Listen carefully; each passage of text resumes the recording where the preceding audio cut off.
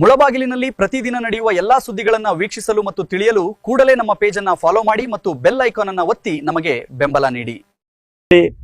ಸೂಕ್ತ ನಿರ್ಧಾರ ತಗೊಳ್ತೇವೆ. ಸಾಧ್ಯವಾಗಿ ಒಮ್ಮತ ಮೂಡಿದ್ರೆ ನಾವೆಲ್ಲ ಕೂಡ ರಾಜೀನಾಮೆ ಕೂಡ ಸಿದ್ಧ ಇದ್ದೀವಿ ಅನ್ನೋ ಮಾತನ್ನ ಇವತ್ತು ನಾವು ಹೈಕಮಾಂಡ್ಗೆ ಸ್ಪಷ್ಟವಾಗಿ ಹೇಳಲಿಕ್ಕೆ ಬಯಸ್ತೀವಿ. ಡೆಲ್ಲಿಯಲ್ಲಿ ಕೂಡ ಕೆಲವು ಇಲ್ಲಿಂದ ಹೋಗಿರ್ತಕ್ಕಂಥ ಮಹಾಭಾವ ಕಾರಣದ ಕೈಗಳು, ಇನ್ನೊಂದು ಕಡೆ ಎಲ್ಲೋ ಬೇರೆ ಬೇರೆ ವ್ಯವಹಾರಗಳಾಗಿದೆ ಅಂತ ಕೂಡ ಗೊತ್ತಾಗ್ತಾ ಇದೆ. ಇದು ನಾನು ಸ್ಪಷ್ಟವಾಗಿ ನನ್ನ ಯಾರ ಮೇಲೆ ದೂರ್ಲಿಕ್ಕೆ ಹೋಗೋದಿಲ್ಲ. ನನಗೆ ಯಾರು ನಂಬಿದ್ದೀನೋ ಅವರೇ ಮೋಸ ಮಾಡಿದ್ರು ಅಂತ ಭಾವಿಸ್ತೇನೆ. ಯಾರು ನಂಬಿದ್ರಿ ಸರ್?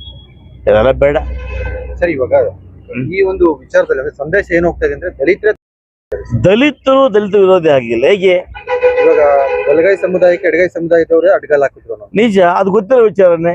ಇವತ್ತಿನ ನಾನು ಕಳೆದ 2 ಚುನಾವಣೆಗಳಲ್ಲೂ ಕೂಡ ಎಡಗೈ ಸಮುದಾಯದ KH ವೀರಪ್ಪನವರ ಎಲ್ಲ ಸಹಪಾಠಿಗಳಲ್ಲಿ ನಮಗೆ ಮಾಡಲಿಲ್ಲ, JDS ಮಾಡಿದ್ರು. ಅದು ಹೊಸ ವಿಚಾರ ಅಲ್ವೇ ಇಲ್ಲ.